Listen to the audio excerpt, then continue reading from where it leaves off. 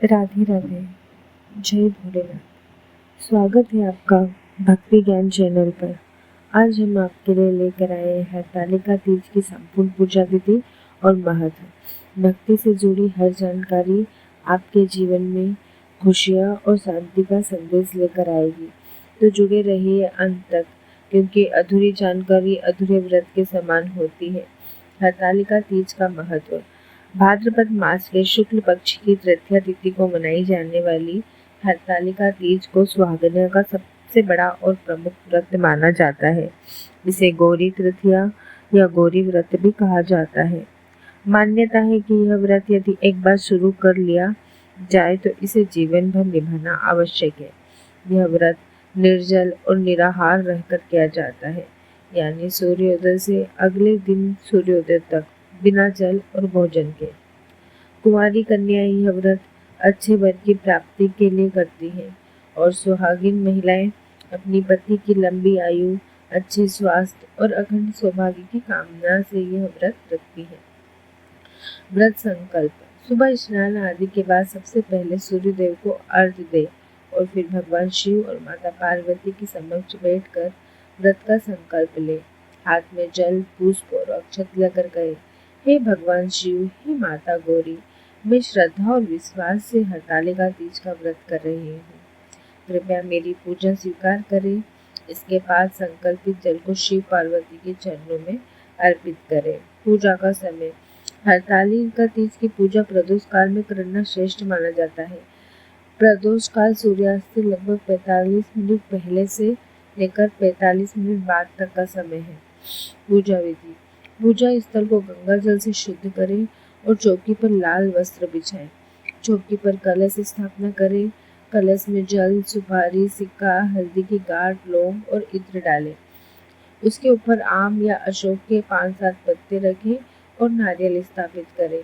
यदि संभव हो तो बालू या मिट्टी से शिवलिंग, माता पार्वती और गणेश जी की प्रतिमा बनाएं। यदि यह संभव न हो तो शिव पार्वती गणेश जी की मूर्तियां या तस्वीर स्थापित करें। पूजा स्थल को फूलों और केले के पत्ते और रंगोली से सजाएं। सबसे पहले घी का दीपक जलाएं और दीपक को भी अक्षत और तिलक से पूजें। भगवान गणेश की पूजा करें, उन्हें दुर्वा और मोदक अर्पित करें। भगवान शिव को चंदन, सफेद फूल, बेलपत्र और भांग धतूरा अर्पित करें। माता पार्वती को सिंदूर, श्रृंगार सामग्री, लाल चुनरी और पुष्प ओढ़ाएं।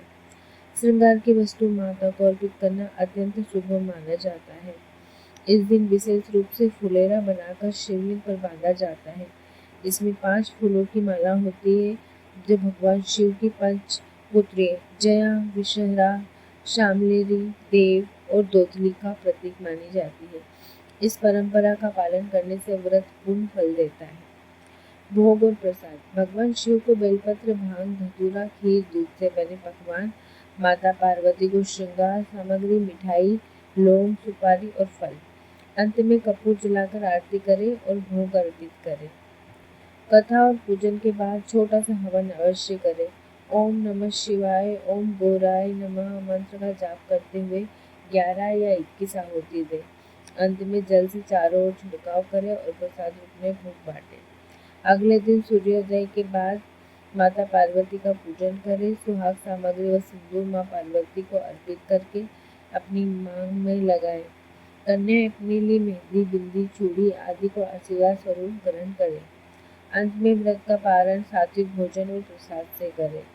विशेष ध्यान। इस दिन तामसिक भोजन से परहेज करें। सुहाग की सामग्री कभी भी न फेंके। घर आए किसी भी स्त्री को खाली हाथ न लौटाए। यदि माहवारी हो तो व्रत तोड़ना नहीं चाहिए।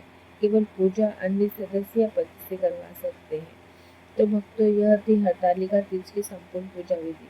माता गौरी और भोलेनाथ आप सभी का जीवन सुख और शांति और सौभाग्य से भर दे। अगर ये वीडियो आपको उपयोगी लगी हो तो भक्ति ज्ञान चैनल को लाइक, शेयर और सब्सक्राइब करना न भूलें। कमेंट बॉक्स में लिखें जय माँ गौरी। हर हर